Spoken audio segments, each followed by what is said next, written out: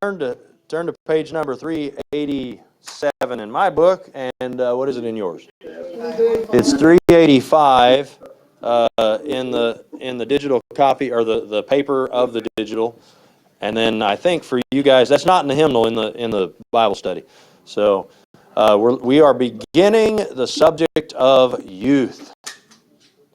So looking at the subject of youth, for right now, if y'all want to mute your microphones, and then when you want to fill in a blank, unmute it and fill in the blank. We good with that? That way we don't have a whole lot of extra sound going on. So don't know how to mute it. You got to move oh, there you go. You got rid of the camera, but the mic, you have to, here, I'll mute you, and then you'll have to figure out how to unmute. How's that? Our camera's on phone. Oh, okay.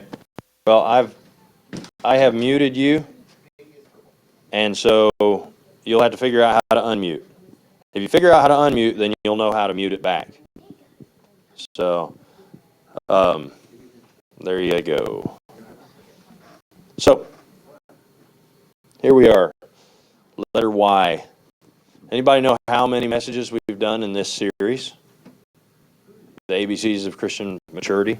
Anybody know? No. We've done about 215 messages out of the ABCs of Christian Maturity.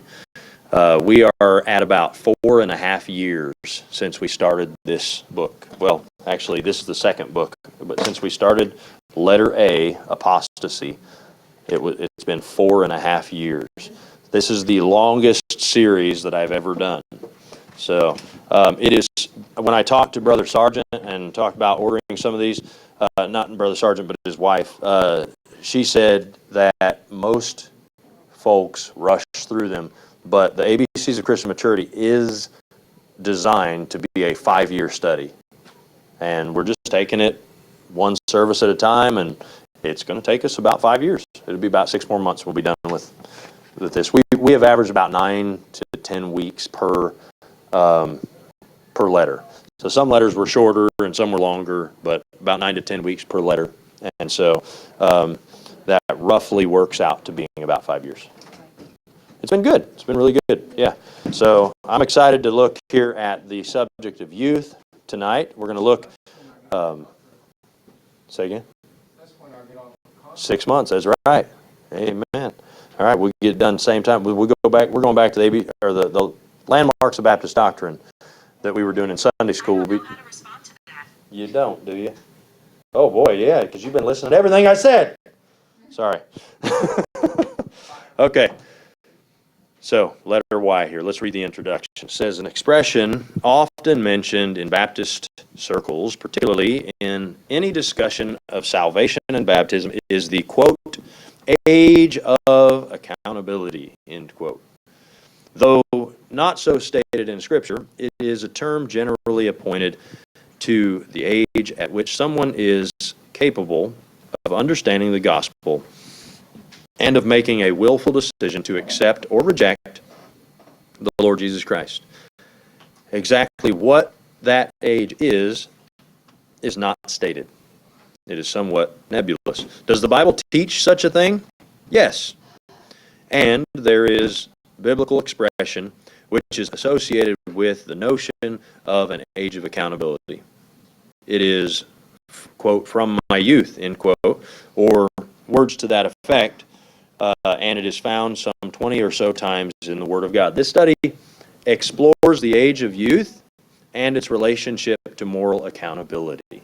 So it isn't necessarily about youth ministry or things like that, but it's mainly about how we deal with youth and the responsibility of youth, things like that, okay? So, the ages and stages of life. It is clear from reading the Bible that there are 3 main stages or levels of maturity in a person's life. So these are stated by way of spiritual application in 1 John chapter 1. 1 John chapter 2. I got to get over here so that I'm able to change the pages. All right. 1 John chapter 2, verses 12 through 14. There is the little children stage, right? From verse 12a, which we're going to read it all in just a moment. There's the young men stage, and then there is the fathers stage. Now, I would add later on down the line from other passages, I would add like elder, or some parts of the Bible actually call them ancients. Ancients or aged, yes. So I would say there's generally 4. So y'all run with me on that a little bit. So from this passage, you have 3 basic separations of ages. But I would say that you still have, as biblically speaking, you have little children, then you have young men, which I think we're gonna look at. I can't remember if we're going to look at the young men, or it doesn't look like we are. Looks like we're going to focus in mainly on little children and youth. But I would say, young men would be like adolescent, so to speak. Young men, like 12 to 20, somewhere around there. I would say the fathers, obviously, are adults, supposed to be anyways. And that would be probably around the age of 21 up to close to the mid-30s to early 40s usually is the fatherhood time. Now, when it comes to like ancient, it's not necessarily 40 and above, because you still kind of follow that father. For my life, for us, let's see, how old will I be when she is 20? That'll be the year 2030. I'll be older than, wait a minute, let's see. She's 10 now, right? Or 9. She'll be 10 this year. So 2020. So in 10 years, she'll be 20. So I'll be 47. So yeah.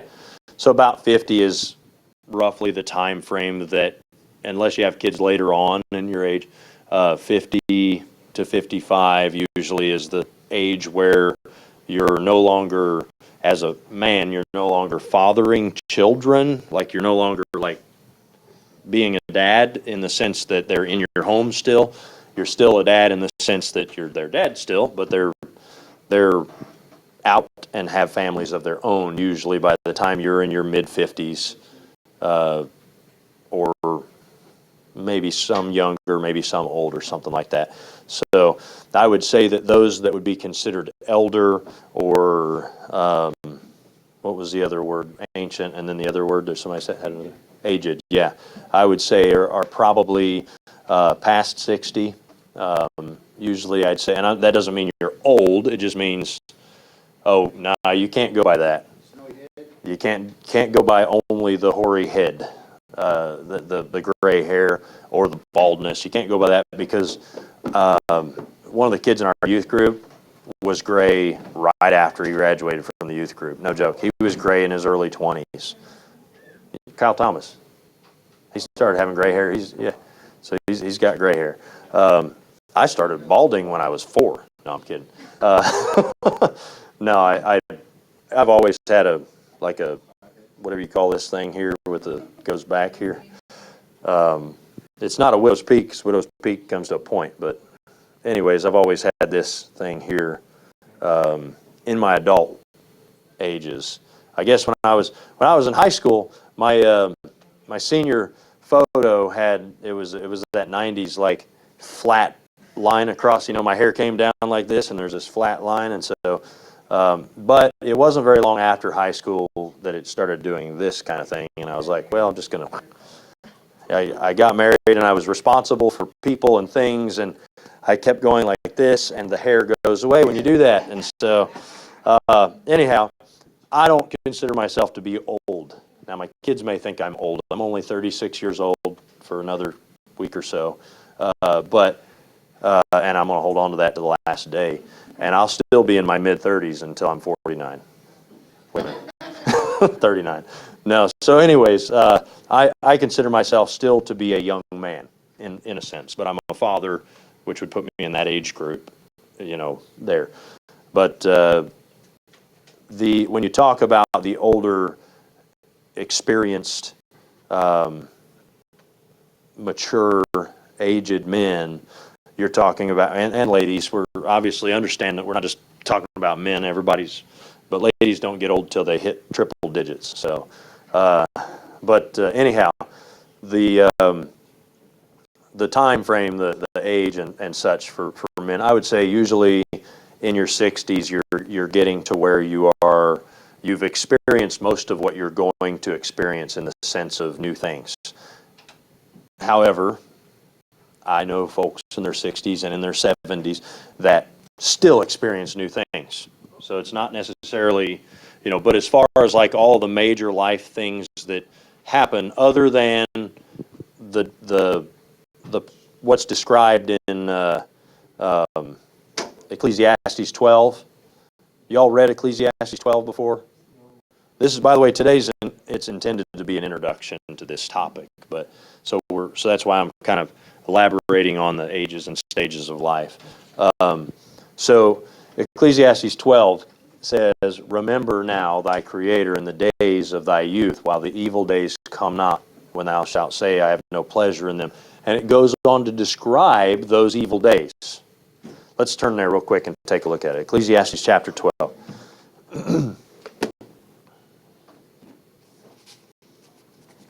And I'll see if you guys, I want to let y'all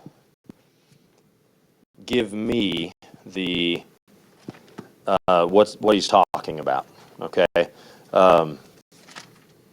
Ecclesiastes chapter 12, and making me hungry, Brother Wilhelm. It's okay. It's okay. Keep on. You're fine. Nobody else can see you, just me. Ecclesiastes chapter 12, he says, "Remember now thy Creator in the days of thy youth, while the evil days come not, nor the years draw nigh, when thou shalt say, I have no pleasure in them." So, some of these things, let's be discreet. As I read these things, there are some things that describe some things that we'll just try to be as discreet as we can in explaining it. But it says, "While the sun or the light or the moon or the stars be not darkened, nor the clouds return after the rain." What do you picture that being? You realize that he uses a lot of flowery language here, and you're going to see some things that you're like, oh yeah, I could see that. And some of it you're going to be like, I don't really get it. He's speaking that wisdom we don't understand up there over our heads, But what do you think about that first one? That comes later. But so while the sun or the light or the moon or the stars be not darkened, nor the clouds return after the rain. So we'll start with, before we talk about the clouds after the rain, we talk about the sun or the light or the moon or the stars be not darkened. Let's say it would have like light sensitivity, maybe. Would be what I would say. It's not darkened, right? It's like the sun, it's just so bright, and there's no darkening it, so to speak. Does that make sense? Does that happen with age? Do you get sometimes more sensitive to light, to bright light? Brother Wilhelm's nodding his head. Anybody over here? Is that you get more sensitive to light as you gotten older? Okay, a couple people, yeah. Anybody else? Maybe not. Maybe not for everybody. Some of these things are typical, and some of them are for some people and not for others. But so, and nor the clouds return after the rain. Any ideas? The old man is snoring, right? That's where you got that, right? It's raining, it's pouring, the old man is snoring. Maybe we'll come back to that one. Anybody have any other ideas on that? All right. Seattle? Always raining. But the clouds don't come back. Yeah. So, verse 3, "In the day when the keepers of the house shall tremble." No, this is talking about older. when you're older? The keepers of the house. Who keeps the house? What is the house? The body, yeah. Or the keepers of the house. So whatever you do with your body, you do mainly with a particular member of your body. Physical member of like an outward member of your body. If you need to put clothes on, what do you usually use? Your hands. The keepers of the house tremble. Right? Isn't it interesting how he does this like poetic, flowery kind of language, right? The keepers of the house shall tremble, and the strong men bow themselves. You're back. You're back. You're back. And the strong men bow themselves. Right? You see, even big, strong men, right? Even Arnold Schwarzenegger is starting to stand like this a little bit. Yeah.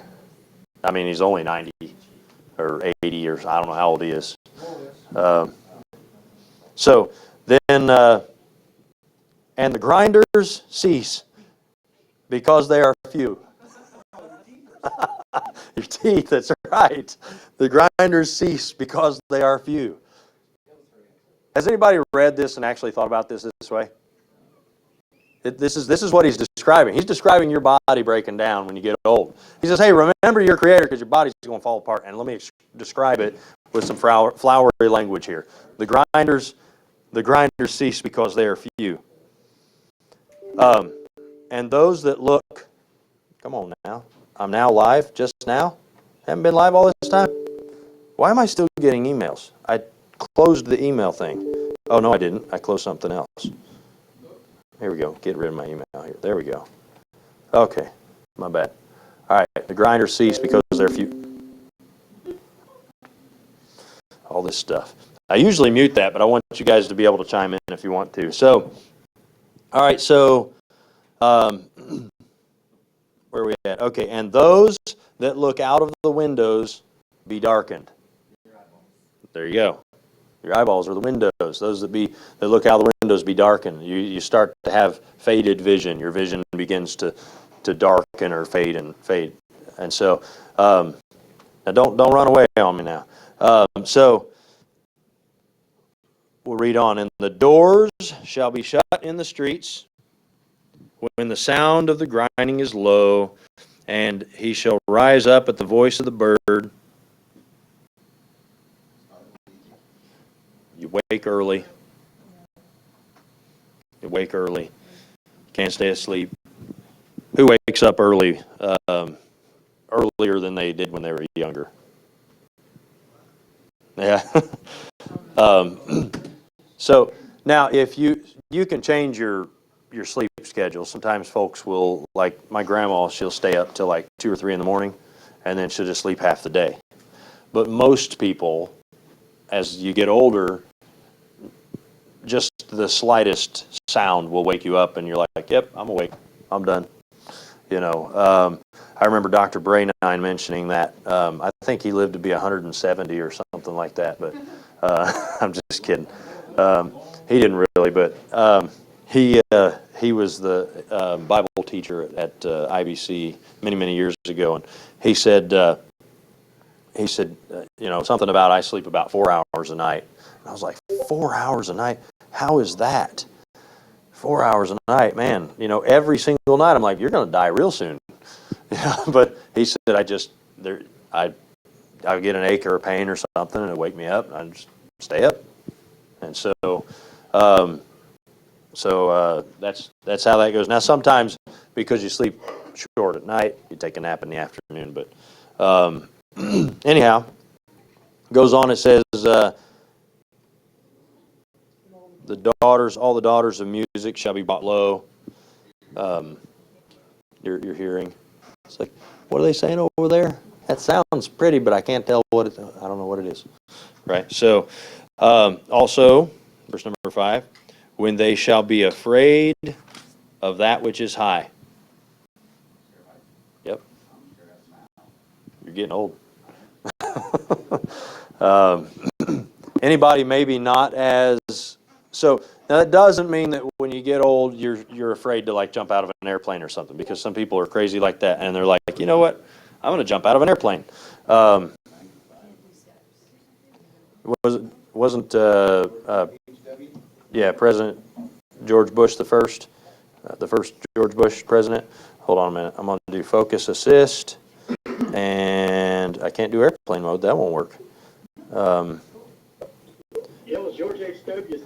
George H.W. He jumped out of an airplane for his like 90th birthday or something. Yeah, George, the 41st president. Yeah. Elder. Yep. Now, I'm sure also though that if he needed to change a light bulb in his kitchen, he probably didn't get on a ladder to change it at that age. He probably just had somebody else do it. The reason that you're afraid of that which is high when you're older is because when you fall, you break. Yeah, you break. I remember Dr. Dixon just like fell, like he was getting ready to sit on the couch and missed it and broke his hip. Like, could you imagine? You're just trying to sit on the couch and break your hip. I mean, ouch.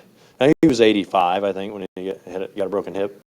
But so the fear of heights isn't like you're like, oh man, I can't do heights. It's that you're afraid because falling like messes you up. You can get hurt real bad.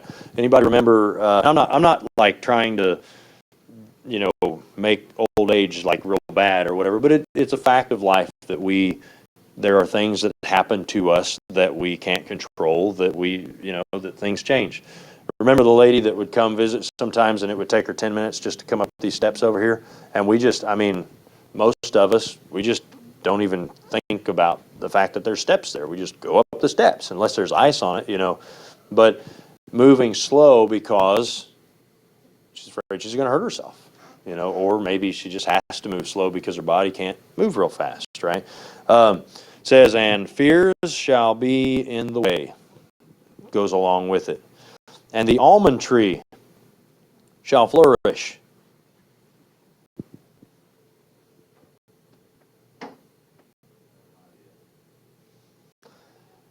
I'm not sure, but I always picture what happens with men as they get older. Their head stops growing as much hair, but their ears, their nose, and their eyebrows grow hair wildly. And so it's like the almond tree just, it's coming out of the nose and out of the ears and off the sides of the ears. I didn't used to have all this hair on my ears. See, it's braided. No, I'm just kidding. No, you can't really see it, but I can actually, if my wife doesn't catch it, sometimes I can pull the hair on my ears, like on the outside of my ears. It's like, that's weird. Y'all remember Brother Jim would sometimes, when he'd go to the barber, he'd have his ears, his ear hair cut too, because it would be like hair growing off. It's like earmuffs on, See, there you go. So you've got hair on your ears too. So, and I've noticed as I've gotten older, I got to use the nose hair trimmers a little more often. I'm not that old either. And the eyebrows, my wife's like, you got a wild eyebrow. Brother Adams grows them out of his eyeballs. And so, is there one there? So no, it's hair growing in strange places, okay? Like your ears and your nose and on your tongue and stuff. No, I'm kidding. But you notice that though, right? As you get older, you grow some hair on your ears sometimes, and maybe some in your nose, and sometimes on your nose. That happens sometimes too, right? And out of your eyebrows and stuff, and then you start growing forehead hair. No, I'm kidding. Right? I'd be fine with forehead hair. I'd just put it here, just push it back there. So he goes on. He says, and the grasshopper shall be a burden. What do you think? That the lawnmower? Yeah, that's a burden for sure. I see it as, and I can't hear you guys at Regent because you're muted. So if you try to say something, you have to unmute yourself. So I can't unmute you. I can only mute you. So, I don't have a clue. what's that? I don't have a clue. You don't have a clue on the grasshoppers? No. I picture that which is low, right? You're worried about the high stuff because you're going to fall and hurt yourself. The low stuff, nope, I'm not even bending down and picking that up. You ever seen somebody like that? It's like, have you ever been like that? I've been there, where, you know, if I'm in good shape and I'm doing okay and I drop something, I'm like, yep, I'll get that, you know, no big deal or whatever. Or like I'm around other people and like somebody younger than me goes to reach for it, I'm like, yeah, go ahead. Not saying that I'm like trying to make them pick something up for me or anything, but like sometimes your back's like, I just can't, I can't reach that far anymore, right? Or if I go down there, the other day, I was working on an outlet, Brother Adams was with me, and I was getting up from kneeling on the hardwood floor to work on the outlet, and I'm like an old man getting up, you know, and he's like, are your knees that bad? I said, yeah, they are. It's not because I'm old, it's because I've like abused them over the years and stuff, and running and carrying heavy stuff and all that. But anyhow, that's your knees and your back and things. It makes it a burden to consider a grasshopper. Now, understand the grasshopper for Middle Eastern grasshoppers, y'all know that they eat those too, right? So, like, you want to catch a grasshopper for dinner, it's kind of difficult because you move slower and you can't get to it as easily, and the keepers are shaking, and you have no grinders, and you can't see. Yes, so you got to have help. That's why it's important to serve the Lord. Remember the Lord. Remember your Creator in the days of your youth. Then he goes on. He says, "And desire shall fail." That's having to do with marital, physical activities in marriage and stuff. And then because man goeth to his long home. Going home. What's that? The trailer? No. No, you're going home to heaven. The long home, the one you stay forever, right? And the mourners go about the streets. It's going to happen when you pass. The mourners go about the streets. And then he goes on to describe something that happens when you die. It says, or ever the silver cord be loosed, or the golden bowl be broken, or the pitcher be broken at the fountain, or the wheel broken at the cistern. I believe that has to do with the separation of body, soul, and spirit. When your spiritual self is separated from your physical self when you die. And then it says in verse number 7, then shall the dust return to the earth as it was, and the spirit shall return unto God who gave it. Vanity of vanity, saith the preacher, all is vanities. Right, but he tells us what? To remember our Creator in the days of our youth. Because there's coming a day when we're not going to be able to do what we used to be able to do, right? And if you are older, there's still coming a day when you can do less than you can do today. So remember your Creator in the youth you still have. You may say, well, I'm old, I don't have any youth. As long as you can still do something, you got something to work with, right? It's just best to do as much as you can for the Lord as you're younger, right? So as we talk about the ages and stages of life, and we look at the concept of youth, we're going to look at the age of childhood and all of that. We're gonna look. I'm just going to real quick hit the high points through the study, and we'll come back to it next week. But we're going to look at what happens during childhood, the growth, the training, the education. We're going to define the age of youth. Talk about that physically, socially, emotionally, mentally. We're going to look at defining moral accountability concerning little children and what the Bible gives about that, concerning youth and what the Bible says about that. And then we're going to look at answering the question, what is the age of accountability? And then we're going to look at some examples. We'll look at King Josiah. We'll look at King Jehoiakim. I don't know why I messed that all up. Jehoiakim. We're going to look at Samuel and the little ones who believed, and then look at the salvation of children. The nature of children should counsel caution. The focus in childhood should be on preparation, and then leading young people to Christ. And that'll be the whole study of letter Y. That's what we'll be looking at as we go through here. So today we just wanted to give an introduction, talk about the ages and stages of life, and he didn't put anything in there about the more advanced stages of life, the older age and such. So I thought it would be appropriate to discuss that as well, because although we're talking about youth, we have to recognize that there's a day that the youth will be gone. I don't mean like all the youth people, but the youth of you will be gone. And we've got to consider that what youth we have, we need to utilize it for the Lord. And so as we continue through the study, we'll discuss all those details and such. So any thoughts or questions, comments about what we've discussed tonight?